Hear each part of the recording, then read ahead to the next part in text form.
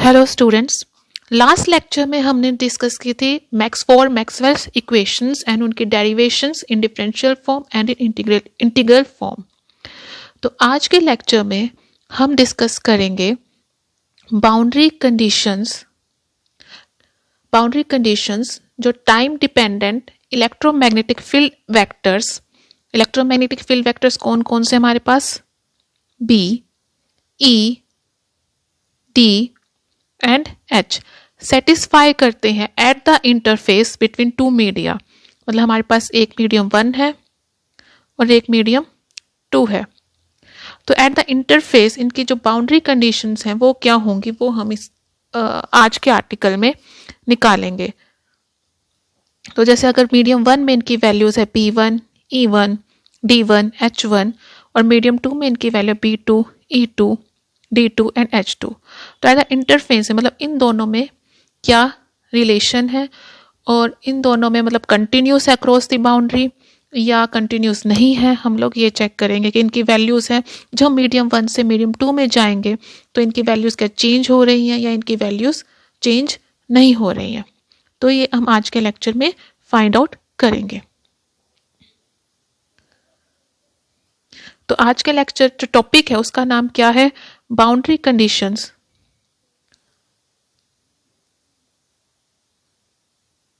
Boundary conditions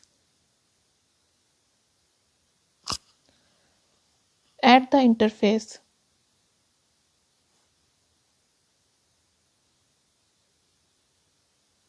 between different media।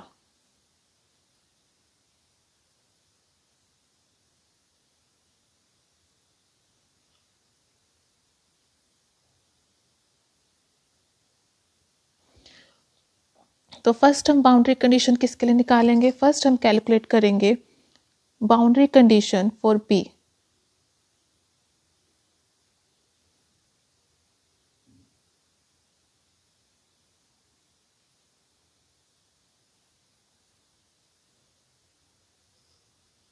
Now हम find out करेंगे boundary condition for B. तो इसके लिए हम यूज करेंगे हमारे पास जो मैक्सवेल इक्वेशन होती है, Maxwell equation for magnetic induction B vector, वो क्या होती है हमारे पास, del dot B vector is equal to 0। तो अब हमने क्या किया, हमारे पास हमने क्या निकाला, boundary conditions eight the interface between two media, जो इलेक्ट्रोमैग्नेटिक वेक्टर सेटिस्फाई करेंगे eight the interface between the two media. तो सबसे पहले हम निकालेंगे बी के लिए। तो हमने क्या किया, हमारे पास क्या है, ये इंटरफेस हो गया बिटवीन द टू मीडिया, एक मीडियम 1 है और एक मीडियम 2 है। तो यहाँ पे हमारे पास क्या हो गया, ये इंटरफेस हो गया जो सेपरेट कर रहा है मीडियम 1 और मीडियम 2 को। तो अब हम क्या ड्रॉ करेंगे, at any interface between the two media let us construct a pill box like surface S. तो हम यहाँ पे एक सरफेस ड्रॉ करेंगे जो पिल बॉक्स मतलब स्मॉल है, pill box like surface S. अब इसके अंदर क्या है, यहाँ पे भी एक सरफेस ये हो गया, सॉरी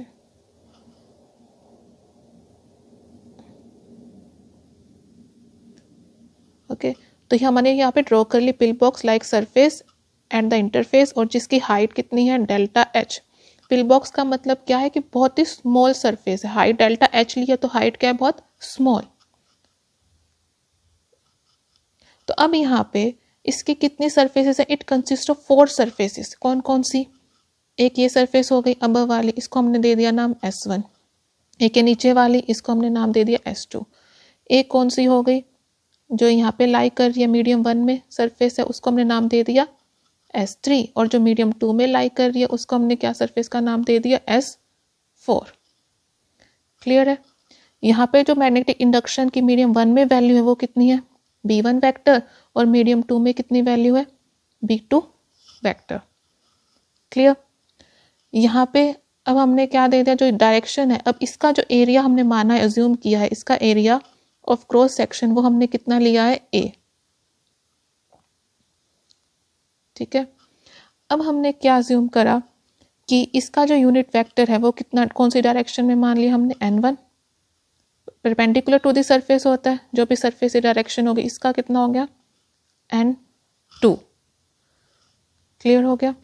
अब हमने क्या किया, जो हमारे पास फर्स्ट इक्वेशन थी इसको हम इंटीग्रेट कर देंगे over the volume of the pill box.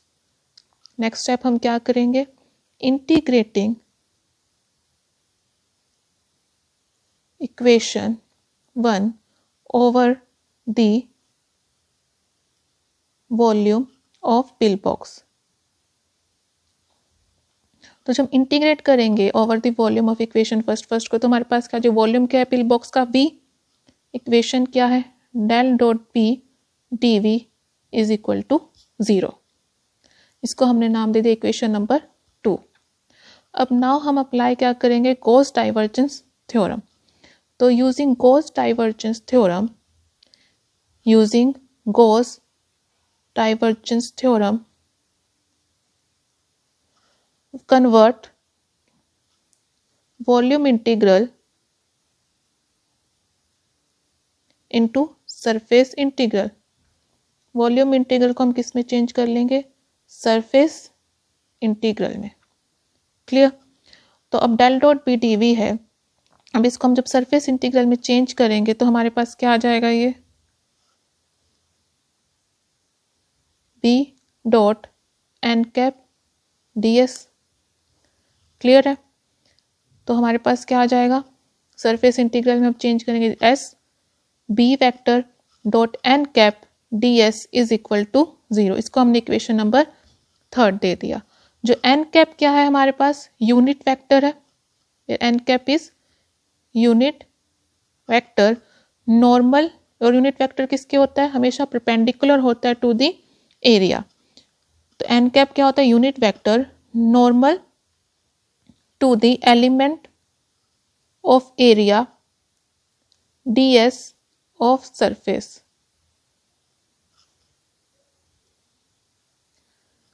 Clear. अब हम क्या करेंगे नेक्स्ट स्टेप में, अप्लाइंग इक्वेशन नंबर 3 है, ये जो इक्वेशन नंबर 3 है हम इसको क्या अप्लाई करेंगे to the whole surface of the pill box. ये हमारे पास क्या है, पिल बॉक्स। तो जो इक्वेशन नंबर 3 हमारे पास क्या है, B dot N cap D S S. हम इसको किसके ऊपर अप्लाई करेंगे, to the whole surface of the pill box. अब whole surface of the pill box में जब अप्लाई करेंगे तो इसको किस किस में, कितनी सरफेसेस है हमारे पास, एक S1 है, एक S2 है, एक S3 है और एक S4 है। तो हमें इन सब के ऊपर, तो इसको जब अप्लाई करेंगे तो हमारे पास क्या आ जाएगा, applying equation number 3, applying equation 3 to the whole surface of pill box. तो हमारे पास क्या आ जाएगा, S1 B1 vector dot N1 cap ds plus S2 B2 vector dot N2 cap ds। Surface S2 पे एक कौन सी सरफेस है, S3, सॉरी यहाँ पे S2 में कौन सा था, मीडियम 2 में थी, तो मीडियम 2 में जो मैग्नेटिक इंडक्शन की वैल्यू वो क्या है, B2। S3 सरफेस किस में है, मीडियम 1 में, तो यहाँ पे मैग्नेटिक इंडक्शन की वैल्यू क्या है, B1। S4 सरफेस कहाँ है, मीडियम 2 में, यहाँ पे मैग्नेटिक इंडक्शन की वैल्यू क्या है, B2। तो हमारे पास क्या आ जाएगा, इसलिए हमने लिखा है B1 dot N1 cap ds S1, B2 क्योंकि S2 में हमारे पास जो मैग्नेटिक इंडक्शन है उसकी वैल्यू क्या है, B2। S3 सरफेस के लिए मैग्नेटिक इंडक्शन की वैल्यू क्या है, B1।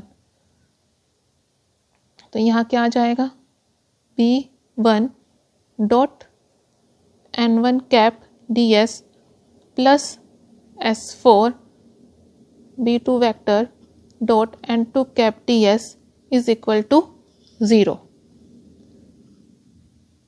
क्लियर हो गया यहाँ तक। इसको हमने इक्वेशन दे दिया, इक्वेशन नंबर 4।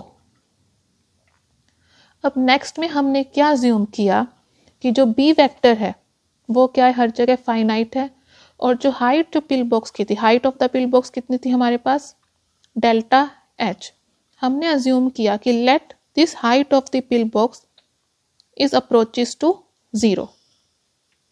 जो height of the pill box है वो किसको अप्रोच करिए 0। अगर ये height of the pill box हम अप्रोच करिए 0, तो अगर ध्यान से देखें तो S3 और S4 सरफेस क्या हो जाएंगी, वेनिश। क्योंकि अगर ये अप्रोच कर रही है 0 को तो हमारे पास कैसे बन जाएगा, इस तरीके से सरफेस S1 यहाँ आ जाएगी और सरफेस S2 यहाँ आ जाएगी, क्योंकि इनके बीच की जो हाइट थी डेल्टा एच वो क्या बहुत कम, अप्रोचेस टू 0। तो S1 और S2 आपस में क्या कर जाएंगे, कोइंसाइड, और जो S3 और S4 है वो क्या हो जाएंगी, वैनिश। मतलब थर्ड और फोर्थ सरफेस क्या हो जाएंगी, खत्म हो जाएंगी, और S1 और S2 क्या हो जाएंगे, approaches, S1 approaches S2, and entire surface जो एंटायर सरफेस थी वो किसका फॉर्म ले लेंगी, A का। Entire surface takes the form of A। पूरा जो एरिया ऑफ क्रॉस सेक्शन था हमारे पास, जो हमारे पास अब क्या बन जाएगा, अगर ब्लू से हम शो करें, डेल्टा एच अप्रोचेस टू 0, और हमारे पास किस टाइप की बन जाएंगी, इस टाइप की सरफेस बन जाएंगी, और इसका जो सरफेस एरिया था वो कितना था, A। तो entire surface area takes the form of A। तो हमने let us assume that height of the pill box, height of the pill box मतलब डेल्टा एच अप्रोचेस टू 0। तो S3 और S4 सरफेस टर्म क्या हो जाएंगे, vanish, और S1 approaches S2, and entire surface takes the form A। Clear. तो अब क्या हो जाएगा, therefore हमारे पास यहाँ पे क्या हो जाएगी,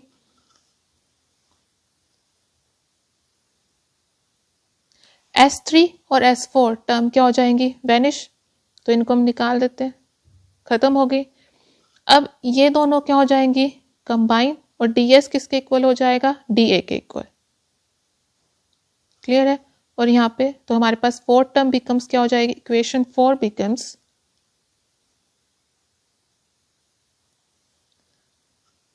A B1 vector dot N1 cap plus B2 vector dot N2 cap dA is equal to 0। तो S area A is arbitrary,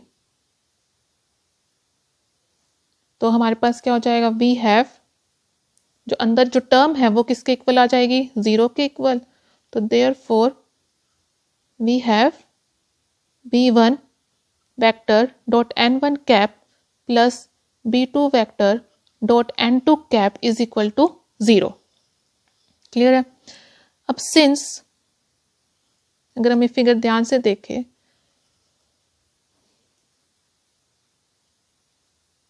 तो N1 और N2 इन दोनों की डायरेक्शन क्या है, अपोजिट। अगर M1 की ऊपर है तो N2 की क्या है, नीचे। तो हमारे पास क्या आ जाएगा, सिंस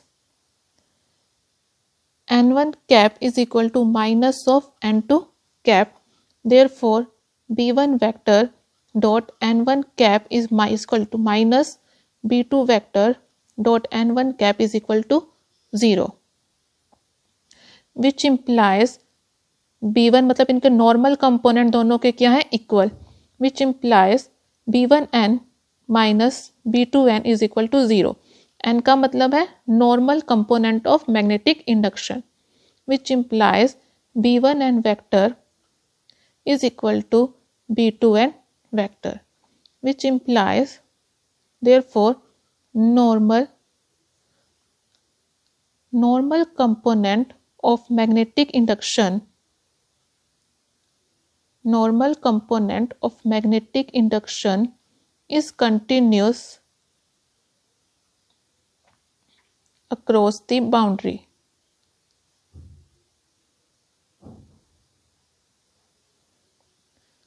क्लियर। तो हमने बी के लिए निकाल ली बाउंड्री कंडीशंस।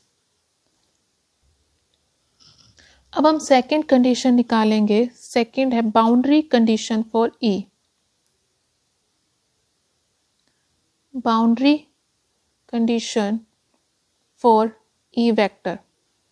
तो इसके लिए हम यूज करेंगे थर्ड मैक्सवेल इक्वेशन। जो मैक्सवेल इक्वेशन फॉर ई थी वो क्या थी हमारे पास, del cross E vector is equal to minus D B by D T. Okay, तो इसको हमने इक्वेशन नंबर 5 दे दिया और इसको हमने इक्वेशन नंबर 6 दे दिया। तो यहाँ पे भी हम क्या ड्रॉ करेंगे, at any interface between the two medium. यहाँ पे हमारे पास क्या है, दो मीडियम है। ये क्या है, मीडियम 1 और ये मीडियम 2। अब यहाँ पे क्या है, इंटरफेस हमने ले लिया। तो यहाँ पे at any interface between the two media, अब यहाँ पे हम क्या करेंगे, let us construct a rectangular loop. अब क्या कंस्ट्रक्ट करिए हमने, एक rectangular loop ABCD। Let us construct a rectangular loop ABCD bounding the surface S। जो सरफेस, टोटल सरफेस है वो क्या है, S। जो यहाँ पे E1 वेक्टर की वैल्यू वो क्या, AB के अलोंग क्या है, E1, और अलोंग CD क्या वैल्यू हो जाएगी, E2 वेक्टर। क्लियर। और इसकी हाइट कितनी है, डेल्टा H। तो हमने क्या ड्रॉ किया, at any interface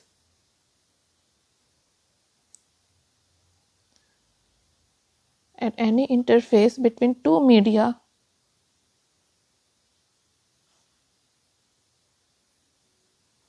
let us construct a rectangular loop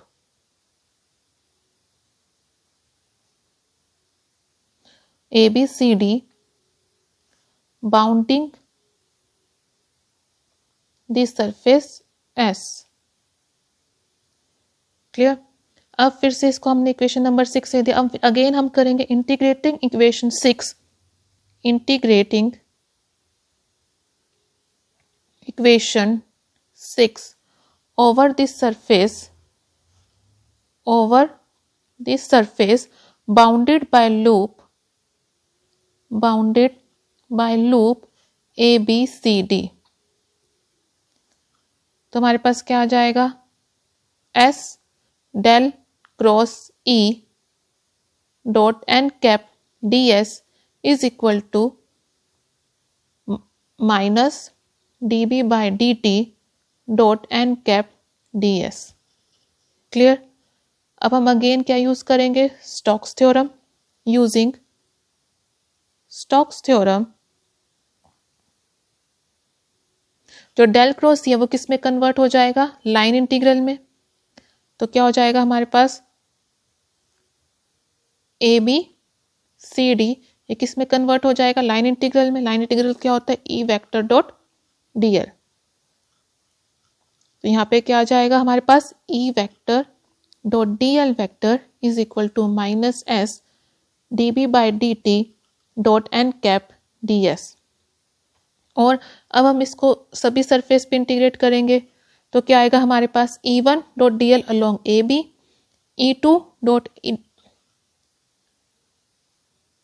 E1 dot DL along AB, E2 dot DL along CD। फिर क्या आएगा, plus contribution from side BC and DA। तो हम इसको टोटल अगर हम इंटीग्रेट करेंगे सब अलोंग ABCD, तो हम क्या लिखेंगे, और E1 vector dot DL vector AB plus CD के अलोंग क्या है, E2 vector dot DL vector plus contribution from side BC and DA। तो ये किसके इक्वल हो जाएगा, सब कुछ equal to minus DB by DT dot N cap DS। ये इक्वेशन क्या होगी, नंबर 7। क्लियर। अब अगेन जैसे हमने फर्स्ट बाउंड्री कंडीशन के लिए किया था, इसमें भी हम क्या करेंगे, इफ जो डेल्टा H जो हाइट है रेक्टेंगुलर लूप की वो tends to 0, if delta H tends to 0.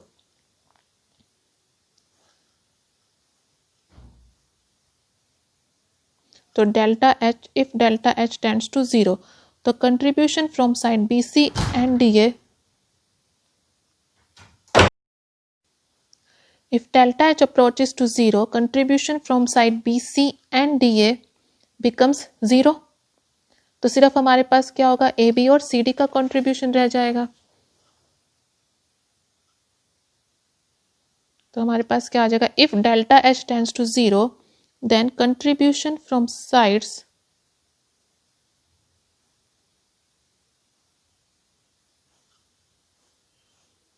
BC and DA approaches 0. Clear है. अब अगर हम अज्यूम करें कि जो dB by dt है, dB by dt is finite, उसकी वैल्यू क्या है, कांस्टेंट है, टाइम के साथ चेंज नहीं कर रही है, तो dB by dt क्या हो जाएगा, 0. अगर फाइनाइट है, वैल्यू चेंज ही नहीं कर रही है, तो जो dB by dt अब हमारा क्या हो जाएगा, 0. क्लियर. तो if dB by dt is finite everywhere, then RHS जो होगी ऑफ इक्वेशन नंबर 7 वो क्या हो जाएगी, also becomes 0. तो therefore ये भी 0 होगी हमारे पास, ये भी 0 होगी, सिर्फ हमारे पास क्या बची, सिर्फ 2 टर्म्स बची, first term and second term. therefore हमारे पास क्या आ जाएगा, AB E1 vector dot DL vector plus CD E2 vector dot DL vector is equal to 0. और अब लाइन इंटीग्रल है, कौन सी है लाइन इंटीग्रल वैल्यू, AB, तो E1 dot AB vector plus E2 dot CD vector is equal to 0. अब हमें पता है कि AB और CD इक्वल है, पर दोनों के अपोजिट डायरेक्शन में, AB की डायरेक्शन है, CD की इस डायरेक्शन है. तो हमारे पास क्या है, as AB vector is equal to minus of CD vector, therefore E1 vector dot AB vector minus E2 vector dot AB vector is equal to 0, which implies tangential component, which implies क्या, ये दोनों क्या है, tangential component है, which implies E1t is equal to E2t. t का मतलब क्या है, tangential component of electric field vector. तो दिस इम्प्लाइज, तो this shows that tangential component of E vector is continuous across the interface.